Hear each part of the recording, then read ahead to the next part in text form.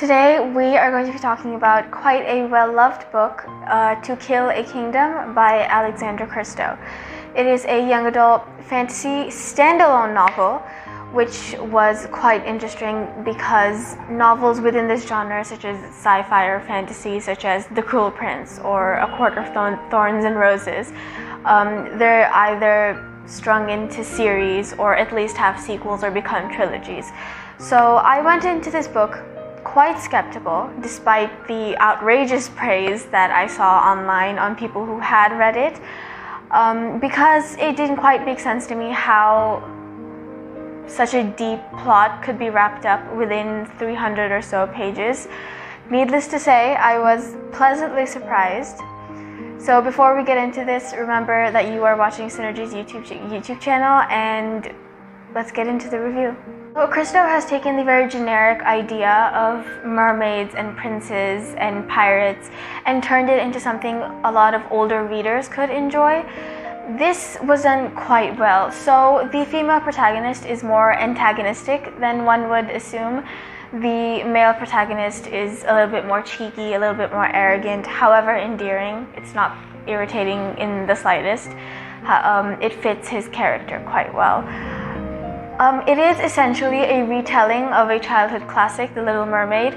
So, however, they're quite polar opposite factors within this. So there's a lot more gore, a lot more blood, a lot more, adult themes than one would assume a retelling of The Little Mermaid would have. But these factors have been integrated so wonderfully. And it's just been done very well. I personally quite liked how Christo took away some of the factors and physical appearances within the creatures in the book that made them conventionally beautiful or desirable, such as the mermaids or the sirens, etc. So there was less, luscious hair, pretty colors, pretty smiles, pretty features. It was more of razor sharp teeth, blood and gore, a lot more gruesome appearances within these creatures, something that I feel that a lot of us within our childhood stories, that was quite the opposite. So that was quite refreshing to see, and it was done very well. The female protagonist, however, she does retain her beauty because she is a siren, and because physical appearance and her voice is important for her to maintain her evil prowess. So, but she does turn slightly gruesome in the end, not giving out too many spoilers, but it was done quite well. What I like, the beauty of this, and what I really liked about it was that how, despite the gruesome appearance, they still had this kind of eerie gracefulness to them, these terrifying creatures when described and when imagined, and Christo just did that so wonderfully, and it was really nice to see. Very refreshing. However, not everything about this book was smooth sailing.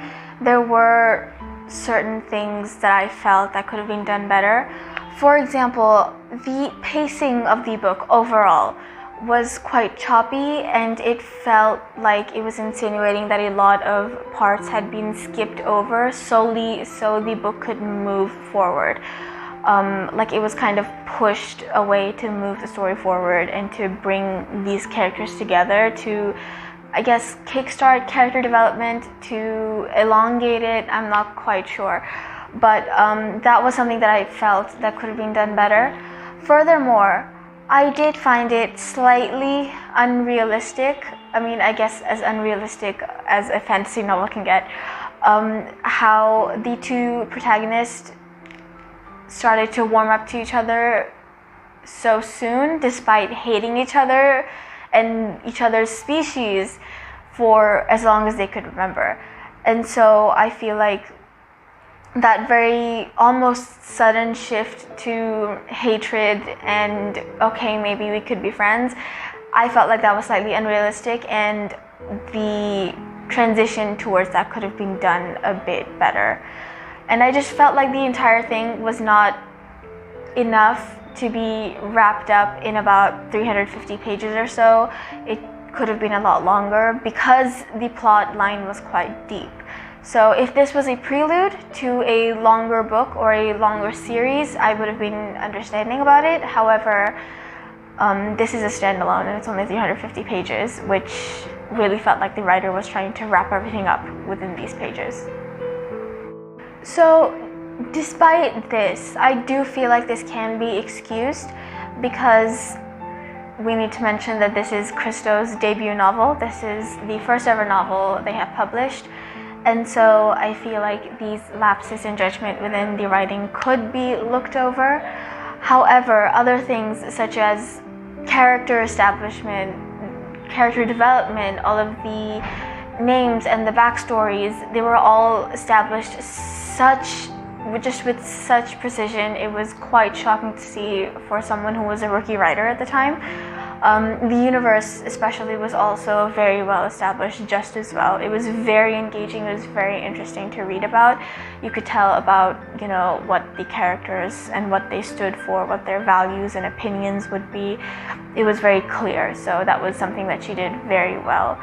And the events within the book as well, they were also quite moving and they were also quite unique, and they were definitely put in there to create waves throughout the entire book as well. So there was no in-between filler chapters, as one would call it, that are really just there to fill up more pages. So there was none of that. It was flowing and it was a lot of unique events that I wouldn't generally see in a lot of other books.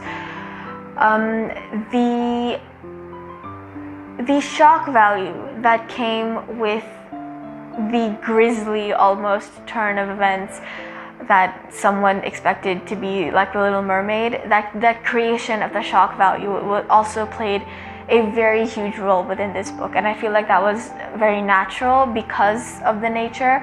And so I like how Christo used that more as a tool to kickstart the story more so than a setback, and so she did that quite well.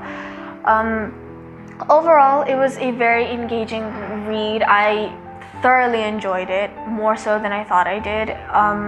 Probably one of the best books I have read in these couple years, so that was quite interesting for me.